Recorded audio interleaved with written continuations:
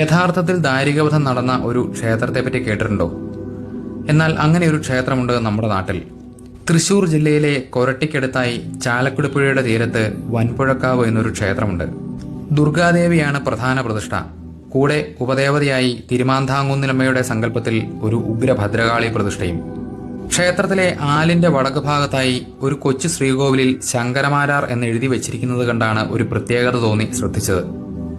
ശങ്കരമാരാർ എന്ന പേരിൽ ഒരു പ്രതിഷ്ഠയോ? കാര്യങ്ങൾ അന്വേഷിച്ചപ്പോഴാണ് കഥ മനസ്സിലായത്. ഏതാണ്ട് 800 വർഷങ്ങൾക്ക് മുൻപ് നടന്ന ഒരു സംഭവമാണ്. പണ്ട് ഇവിടെ മുടിയേറ്റ് നടന്ന സമയം ദാരികവേഷം കെട്ടിയ ശങ്കരമാരാരെ ഭഗവതി വേഷക്കാരൻ വധിച്ചുവത്രേ. ഉഗ്രമാന്ത്രികനും വാർനാട്ടുകുറുപ്പന്മാരുടെ പൂർവികനും കൂടിയായിരുന്ന ശങ്കരമാരാർക്ക് ഭഗവതിയുടെ ഉഗ്രകോപം ഒരു നരബലിയിലെ അവസാനിക്കുമെന്നറിയാമായിരുന്നു. ശങ്കരമാരാർ ഭഗവതിയുടെ ചൈതന്യം മുടിയേറ്റിന് മുൻപേ തന്നെ ആവാഹിച്ച് ഒരു കുടത്തിലാക്കി അറയിൽ പൂട്ടിവെച്ചുവെങ്കിലും വിധിയെ തടുക്കാൻ ശങ്കരമാരാർക്കായില്ല. കൗശലപൂർവ്വം അറയിൽ നിന്ന് പുറത്തിറങ്ങിയ ഭഗവതി കാളി വേഷക്കാരനിലേക്ക് ആവേശിക്കുകയും ദാരികവധ സമയത്ത് ദാരികവേഷധാരിയായ ശങ്കരമാരാരെ വധിച്ചു കളയുകയും ചെയ്തു.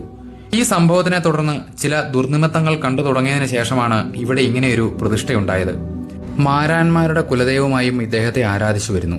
ഇഷ്ടകാര്യസിദ്ധികൾക്കും കളവുമുതലുകൾ തിരിച്ചുപിടിക്കുന്നതിനുമായി വഴിപാടുകൾ കഴിക്കാൻ ധാരാളം ആളുകൾ ശങ്കരമാരാരെ തേടിയെത്താറുണ്ട്.